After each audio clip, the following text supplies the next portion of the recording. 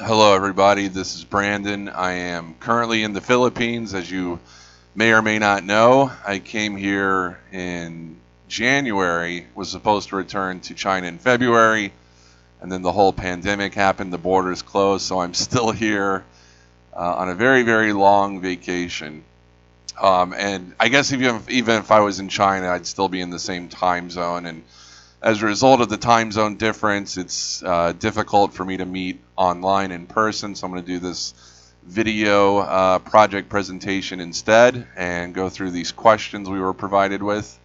So number one, what did you find in the research? Maybe I should start with question two first. What was your research question? So my research question was, what are three of the most important components of Chinese culture and how do they influence their education system? I first went to China in 2003, and I've kind of worked there off and on between that time, between 2003 and now. I've also taught in Thailand. I've worked in Japan, but not as a teacher. So I've spent a lot of time in the Far East and Southeast Asia as well. And China is very interesting to me because I've spent, 6, 7, 8 years teaching there off and on. And I'm familiar with the culture, I'm familiar with the education system, and I thought it would be worth exploring in a formal academic sense, I suppose. So a lot of what I found in the research to me was kind of unsurprising for the most part.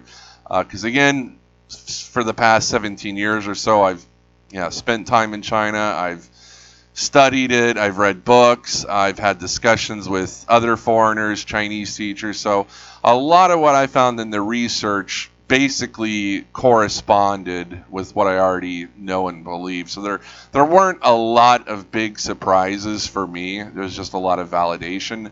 However, what were the big ahas for you? There was one, I would say, that, again, something I'm familiar with.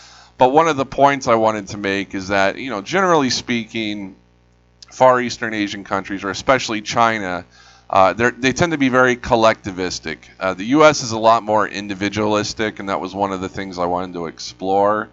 But then through my research, as well as one of my colleagues who was proofreading my work, it occurred to me, or I remembered, that if you look at Nazi Germany, for example, that was considered very collective.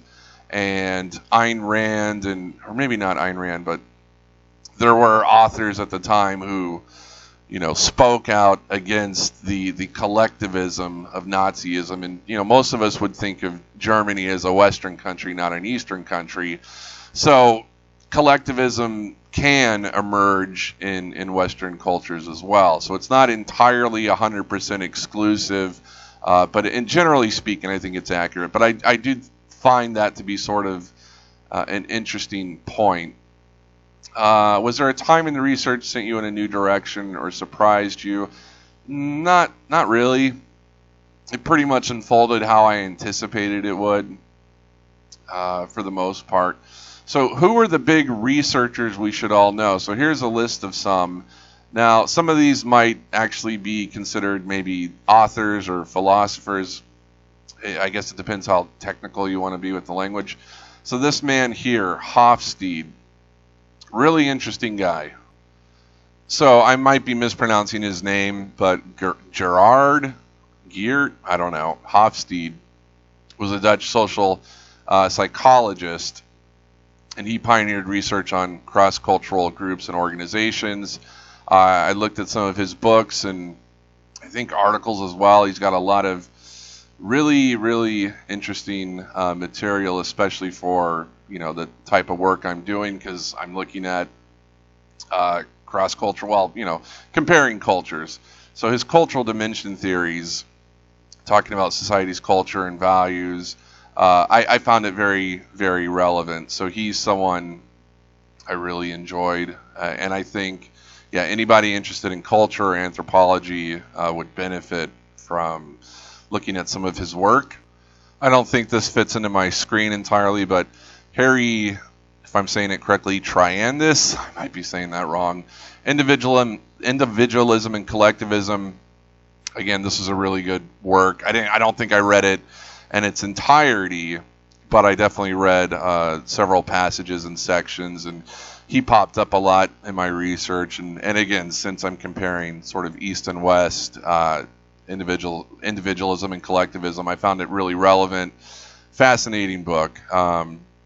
At least what I read from it. I do want to read it in its entirety. So this book explores the constructs of collectivism and individualism, the wide-ranging implications of individualism and collectivism for political, social, religious, economic life, drawing examples from Japan, Sweden, China, Greece, Russia, United States.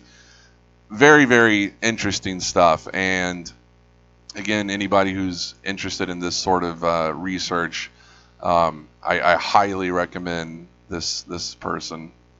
So I'm already about 6 minutes in, and I'm trying to keep this at 10 minutes, so I won't go into too much detail. But a few others, Wen M, or just let's say Wen and Wong, have a really good work. Learner's Privilege and Responsibility, critical examination of the experiences and perspectives of learners from Chinese backgrounds in the United States. Again, I didn't read this in its entirety, but I did look at a lot of passages and chapters and would like to read it in its entirety. And again, very relevant. Last two, Ayn Rand and Karl Popper, who you may or may not be familiar with.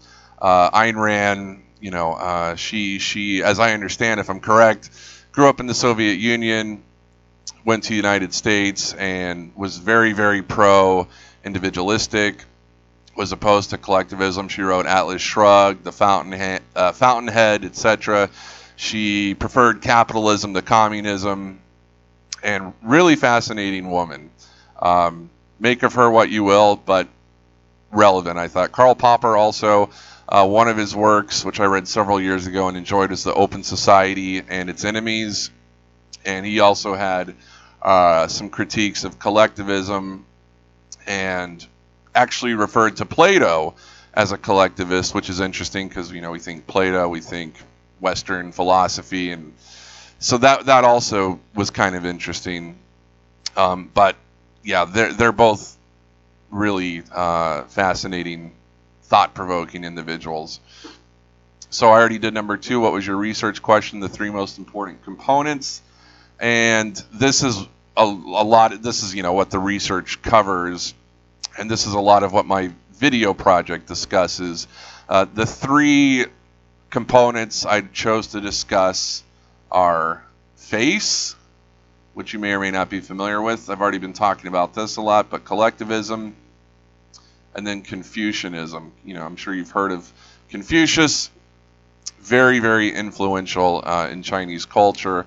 So I thought these 3 were all worth exploring, researching. And then in my video project, I interviewed 5, but I only included 4. I interviewed 4 foreign teachers who had taught in China for, in one case, I think one of them 1 year, and a few several years. And we talked about their experiences, but we also, this was one of the sections we discussed. And let's go hop over there and look at that. And here we are at my YouTube channel for Hamlin. And this is the actual Capstone project. As you can see, it's a little bit over 3 hours.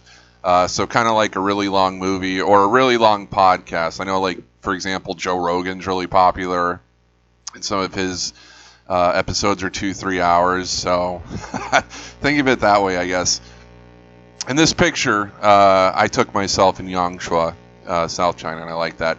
So I also uploaded the interviews in their entirety because I did about, I think, 9 hours of interview via Skype, and I trimmed it down to 3 hours. So, for example, if somebody listened to it and maybe they enjoyed it, or maybe they enjoyed one of the interviewees more than another and wanted to hear the whole thing uncut, they could come here. And like Justin was one of the guys I interviewed. He's from North Carolina. He's in Inner Mongolia, which is northern China. It's literally part of China and borders Mongolia, but the province is called Inner Mongolia. Now, this guy here, Mike, this is a real picture. This is him. He sent me this picture. He's half Filipino, half Polish, and he's done sumo wrestling, I think, around the world. And he's from California, like me. And he was a lot of fun to talk to. So that was one of the. So these are two of the guys I interviewed, both American, but one East Coast, one West Coast. Both in their 30s. And then this here is Robert, and he's from London, and he's kind of like me, been working off and on in China since I think the early 2000s. So he's got a lot of knowledge of and experience in China. He's read a lot of books. He was fun to talk with. And then over here is Edward. Edward's Jewish. He's from California, and I think he was only in China for about a year. So maybe the least experienced of all the guys I interviewed. And there was a fifth guy, I need to upload his interviews as well, and he's also from the UK. So let's see. And right here, so I'm at 11 minutes. This might be 15 minutes. This is the video description I included for the video. So for my Capstone project, conducted interviews with 5 different teachers who have taught, and in some cases are still there. I think 2 of them are still there. Okay, I need to change this. It's not my first version, so I need to actually correct that. And that was when I did, 4 interviews. So that just kind of recaps what I've already talked about. So yeah, the whole thing is 3 hours. So I think I actually need to go back and revise this. And it's broken down into 4 sections. Part 1 is just introductions. I had each person introduce themselves. Some spoke a little bit longer than others, but that's about 7 minutes. Part 2 is just a general, what were some of the first things that surprised you about Chinese culture and education, first impressions. I thought that was worth discussing. And then we build up to part 3, where we talk about the 3 components, faith, collectivism, Confucianism. This might be the longest section, or one of the longest sections. It's 53 and a half minutes to 2:10. So that's a pretty long section, I guess. And that's again the 3 components that the research covered. And then part 4, so this actually would be the more academic side of it, I guess. And if somebody just wanted to watch this section to go with the paper, they could just jump here. And then part 4, I wanted to do something a little bit more practical. So for teachers who might be interested in going to China, knowing some of this abstract stuff I think is useful. I think it's helpful, but I also think it's good to have some grounded, practical, sort of day-to-day advice or anecdotes about experiences there. So we talked about obstacles we had encountered, strategies, advice for people going to China the first time, the pros and cons, and I thought that was enough sort of different categories and within 3 hours. So that's the basic idea of the project. Again, I am going to need to update and revise this. But the project itself, the video's done. I also included a lot of images. It took me a long time to put this thing together. Now, someone could treat it like an audiobook or audio podcast and just listen to it on their headphones. For example, if someone's flying to China, they could maybe download the video or the audio, listen to it because it's a long flight. But if someone wanted to watch the video, I did include a lot of images and visuals that sort of, matched the discussions and topics. So again, feel free to check it out, or just check out a few minutes or a section of it. So the impact of I'm already 14 minutes in. The impact of your project, what happens next? How will it be used? Where will it have influence?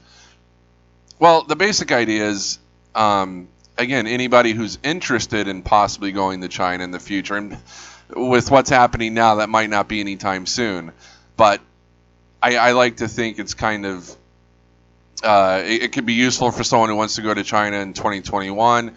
I don't think China is going to be that different in a lot of senses, especially this sense, 5, 10, 20, 100 years from now. So, again, the hope is that someone doing their own academic research could find something beneficial. Or, again, I really wanted to target people who are interested in considering going to China. I think it would benefit them. So that's the main idea, and that's where I would hope it would have influence. Now, at the same time, if someone is just generally curious, they just want to know, well, what's it? I don't want to go overseas, but what's it like? they just have some general curiosity. Again, I think it could be beneficial. What do we need to know as master's level professionals as we interact with others? Just try to be as accurate as we can and realize we're still fallible. We can still make mistakes. Like maybe we've researched a topic and we know something about it, but we're never going to know everything about everything. I know a lot more about China and Chinese culture than I did several years ago. And I think that's why the research didn't surprise me too much. But I can still learn. There's still books I can read about China and things I can uncover, as well as just other cultures in general. And I think this is a bit cliche, but I feel like, what's the saying? The more you learn, the more you realize how ignorant you are. So I feel whenever I learn more about another culture, I learn more about my own culture, and then I realize, there's all these different countries and cultures and languages, and I have some exposure, but there's always something to learn. So the more I learn, the more I realize how much I don't know. What have I contributed? Again, I just hope some insight and some real-life experience, not just necessarily abstract research or surveys or things like that, but having these long conversations with other teachers, I think is kind of unique. So reflections on the process, research, my project, knowing what you know now, what would you do differently? Overall, it kind of went the way I expected it to go. I, for the most part, did enjoy the research. The project was very, very time-consuming, and listening to it and editing it was a very meticulous process, but I'm happy with it. Happy with the research, happy with the project. Knowing what you know now, what would you do differently? Not a whole lot. I think I picked up some new video editing skills that might save me some time in the future. But again, I think it went pretty smoothly, pretty much went the way I expected it to. What did you learn? I guess I would just learn, I learned that, that's the final question. Again, I think there was a lot of validation. A lot of what I encountered kind of validated what I already knew. And I guess one thing I learned is that through the discussions, even though me and the 5 people I interviewed had come to similar conclusions about China, we still all had our own sort of unique individuality and take. And some things that might have stood out to me didn't necessarily stand out to others as much. So we still sort of, even though we had similar conclusions, I feel like as Western people, we still sort of retained our own individuality, if that makes sense. Anyway, this is about 18 minutes in length. Thanks for listening to me talk for this long. I guess that's all I have to say. Again, feel free to check out the video or just one of the sections. And if you have any questions, I guess you could post them in the forums. Maybe I could answer questions there. Or if you have a YouTube account, you could post a comment or a question there and I could respond to it. Anyway, thank you for watching. This is my presentation.